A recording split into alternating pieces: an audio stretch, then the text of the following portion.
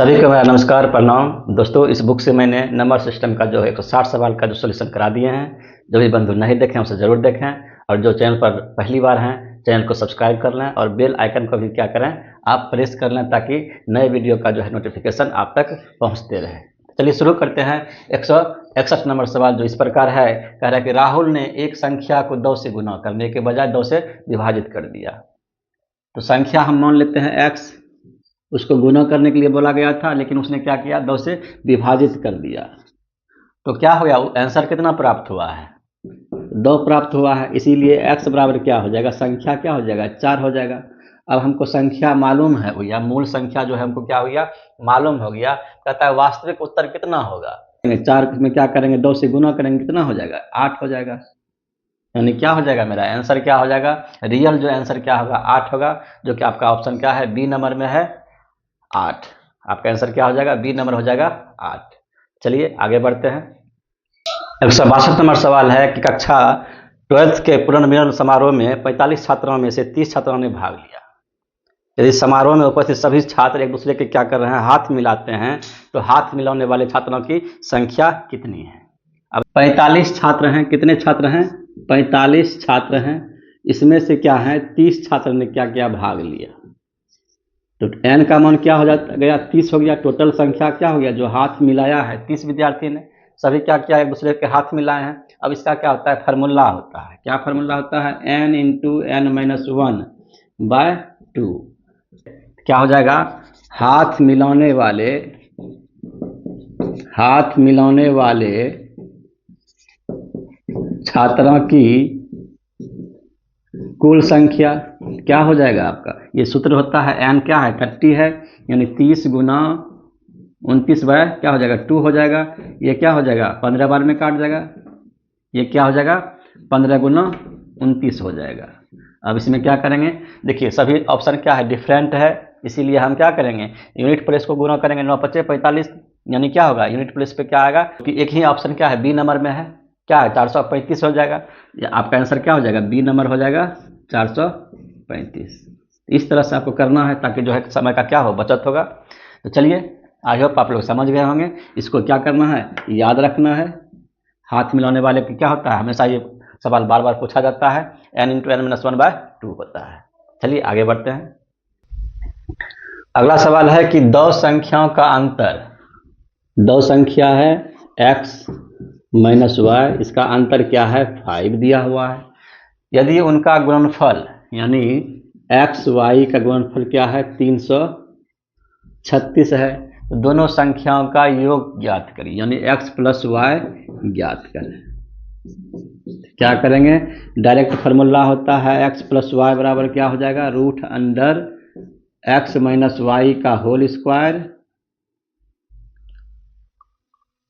Plus क्या हो जाएगा, 4 गुना xy। ये क्या होता है, फार्मूला होता है। अब इस पर क्या करिए, मान बैठा दीजिए, आपका आंसर आ जाएगा। x - y का मान कितना है, 5 है, स्क्वायर हो जाएगा। ये 4 गुना xy का मान क्या है, 336 है, रख दीजिए। अब क्या करिए, इसका जो है ये क्या हो जाएगा, 25 हो जाएगा, ये क्या हो जाएगा, 24 हो जाएगा, ये 2 हो गया, ये 4 × 12 = 2, 14 × 4 = 1, 4 × 12 = 1, 13, यानी 1344 हो गया। ये जोड़ दीजिए तो क्या हो जाएगा, 9 हो जाएगा, ये 4 × 2 = 6 हो जाएगा, ये 1369 हो जाएगा। 1369 का क्या करेंगे हम लोग, वर्गमूल निकालेंगे। तो वर्गमूल क्या होता है, यदि आपको मालूम नहीं है तो आप बाय ऑप्शन जा सकते हैं।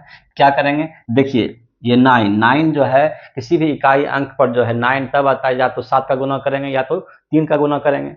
या तो 3 गुना 3 करेंगे तो क्या होगा, आपका 9 होगा, या तो 7 गुना 7 करेंगे तो क्या होगा, 9 आएगा इकाई स्थान पर। देखिए अब यहाँ एक है, तो 1 का स्क्वायर करेंगे तो क्या होगा, 1 ही होगा, ये ऑप्शन क्या होगा, नहीं होगा। यहाँ भी 1 है तो ये भी नहीं होगा। 88 क्या होगा, 64, ये भी नहीं होगा।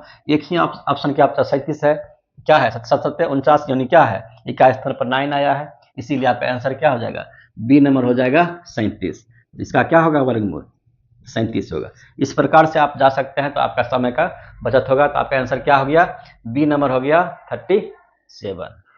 चलिए आगे बढ़ते हैं।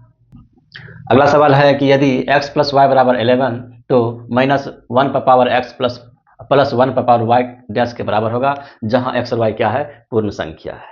देखिए इसका जो कॉन्सेप्ट होता है कि जब दो पूर्ण संख्याओं का योगफल क्या हो, एक विषम संख्या होती है, ठीक है।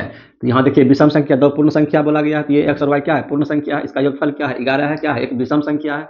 तो उनमें से एक सम संख्या होती है, दूसरा क्या होता है, विषम संख्या।